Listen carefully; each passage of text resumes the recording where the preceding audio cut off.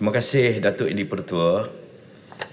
Macam minta Menteri Perumahan dan Kerajaan Tempatan menyatakan jumlah keseluruhan projek perumahan yang terbengkalai mengikut pecahan negeri sehingga tahun 2021 dan apakah punca sebenar ianya berlaku serta apakah jalan penyelesaian daripada pihak kementerian terhadap perkara ini. Terima kasih. Terima kasih Yang Berhormat. Silakan Yang Berhormat Menteri.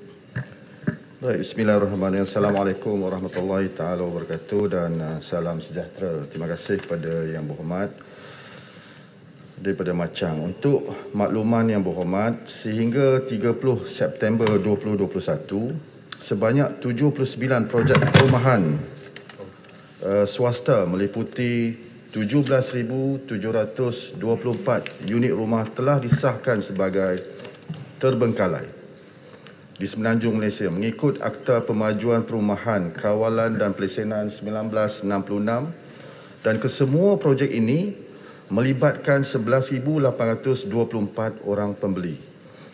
Kategori 79 projek tersebut adalah seperti berikut. Sebanyak 38 projek ataupun 11,511 unit rumah melibatkan 6,319 pembeli sedang dalam peringkat perancangan bagi mengenal pasti kaedah dan mekanisme untuk memulihkan projek tersebut melalui penyelesaian yang dipersetujui bersama oleh pemaju, penyelamat dan juga pembeli. Sebanyak 26 projek pula iaitu 3,383 unit rumah yang melibatkan 2,806 pembeli pada waktu ini berada dalam peringkat yang statik yang mana sedang dalam penyelesaian isu perundangan. Manakala 15 projek ataupun 2,830 rumah yang melibatkan 2,699 pembeli berada dalam peringkat yang sedang dipulihkan.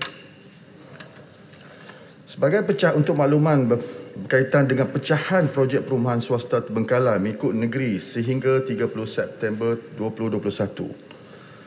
Di Selangor terdapat 33 projek yang membabitkan 10,974 unit rumah dibina dan 6,308 yang telah dijual. Kelantan 12 bilangan projek, unit dibina 946 dan yang telah dijual 918 termasuk 4 yang berada di dalam kawasan Parlimen Macang. 9 di Johor membabitkan 2,785, 6 di Pahang membabitkan 623 unit rumah yang dibina, 6 di Terengganu membabitkan 612, 5 di Perak membabitkan 341, 4 di Negeri Sembilan membabitkan 594 unit rumah yang dibina, 2 di Kedah membabitkan 680 unit rumah dibina, 1 di wilayah persekutuan membabitkan 90 unit rumah dibina, 1 di Melaka yang membabitkan 79 unit rumah yang dibina. Manakala 3 negeri iaitu Pulau Pinang, Perlis dan di wilayah persekutuan mencatatkan kata projek terbengkalai yang kosong, projek terbengkalai yang berlaku di negeri tersebut. Untuk maklumat Ibu Berhormat, berdasarkan analisa yang dijalankan oleh Kementerian Perumahan dan Kerajaan Tempatan, punca kepada 79 projek perumahan terbengkalai telah diklasifikasikan seperti kategori seperti berikut. Pertama, tahap kewangan syarikat yang amat lemah yang terdiri daripada 65 projek. Tidak memenuhi syarat pembangunan yang telah ditetapkan oleh pihak berkuasa negeri. Kelemahan pengurusan projek oleh syarikat. Pemaju asal tidak dapat dikesan. Bantahan pemajuan perumahan oleh penduduk sekitar. Masalah pemindahan setinggan menyebabkan pemajuan tidak dapat diteruskan. Masalah kontraktor yang dilantik oleh pemaju tidak cekap. Dan juga yang paling utama antaranya ialah projek itu sendiri tidak berdaya maju ataupun viability of the project has not been solid. Untuk maklumat Yang Berhormat, kaedah pemulihan yang digunakan bagi menyelesaikan projek perumahan terbengkalai adalah melalui dua.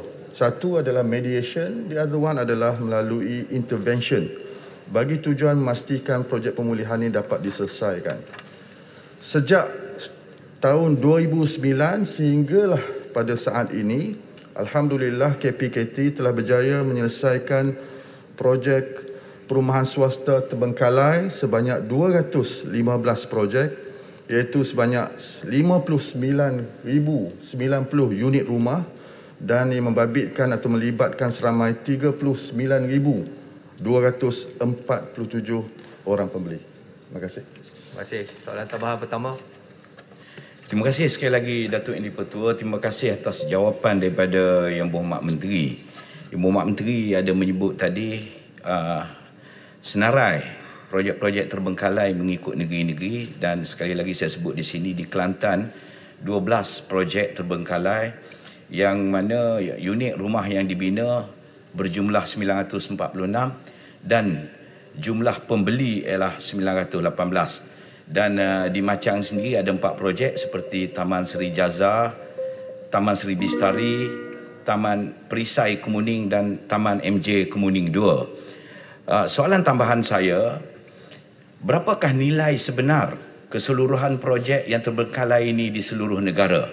Dan berapakah perbelanjaan yang terpaksa kerajaan keluarkan jika pihak kerajaan berhasrat ingin menyelamatkan kesemua projek-projek terbengkalai tersebut? Dan saya mohon khusus kepada Yang Berhormat Menteri untuk melihat 4 projek yang terbengkalai di kawasan saya ini, kalau boleh ada kaedah serta jalan penyelesaian segera untuk diselesaikan. Terima kasih Yang Berhormat Menteri. Terima kasih. Yang Berhormat Menteri. Baik, sebagaimana yang saya sebut tadi, cara dan kaedah kita lakukan penyelesaian projek-projek terbengkalai ini adalah melalui 2 kaedah. Satu adalah kaedah mediation, yang kedua adalah kaedah intervention mengikut Akta 118, Akta Pemajuan Perumahan, Pelesenan dan juga Peraturan. Tapi sebagai menjawab soalan yang ditanya, tadi saya sebut 79 projek yang membabitkan 17,724. Kalau diambil daripada sudut GDV, jumlahnya mencecah hampir 5.57 bilion kalau GDV. Tapi barang diingat, ada projek-projek yang terbengkalai yang telah melewati tempoh-tempoh seperti 10 tahun akan mengalami susut nilai. Ini saya bagi hanyalah anggaran. Demikian juga dari segi soal pemulihan. Banyak di kalangan pemulihan bergantung pada kaedah. Kalau kaedah mediation yang memungkinkan kita berunding semula dengan liquidator, dan liquidator boleh ada sometimes buyback arrangement dengan pembeli, maka nilai ataupun kos dia akan menjadi lebih rendah. Dan ada juga di mana kita lakukan intervention. Kita melakukan penyediaan facilitation fund kepada pemajuan-pemajuan perumahan kos rendah dan juga kos sederhana yang hormat. Dan angka ini sebagaimana tadi yang saya sebut, jumlah yang kerajaan telah belanja dalam tempoh hampir 10 tahun adalah berjumlah, bentar ya hormat,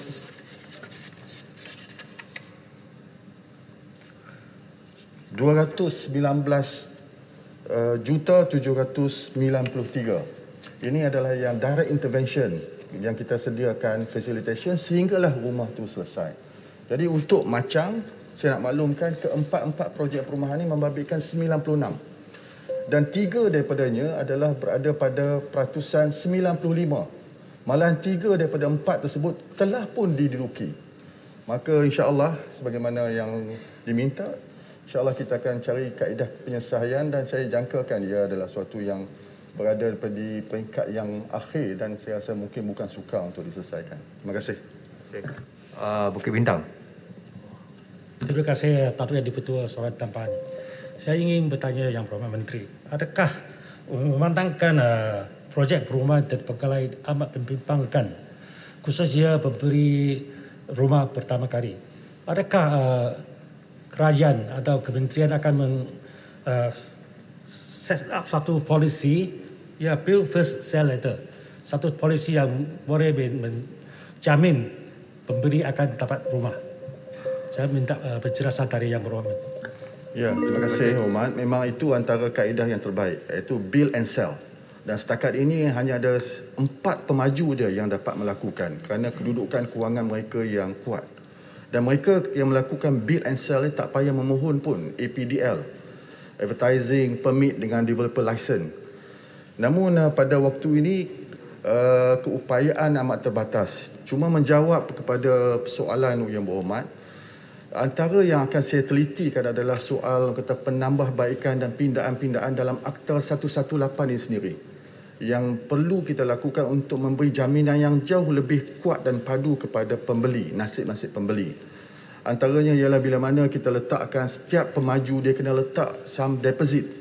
Dulu sekadar kata 200,000, sekarang kita dah tingkat kepada 300.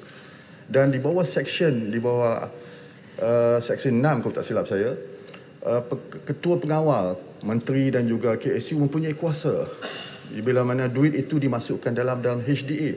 Namun apa yang saya dapati di mutakhir ini ialah duit itu boleh digunakan oleh pihak pembiaya, terutamanya dalam bentuk biji.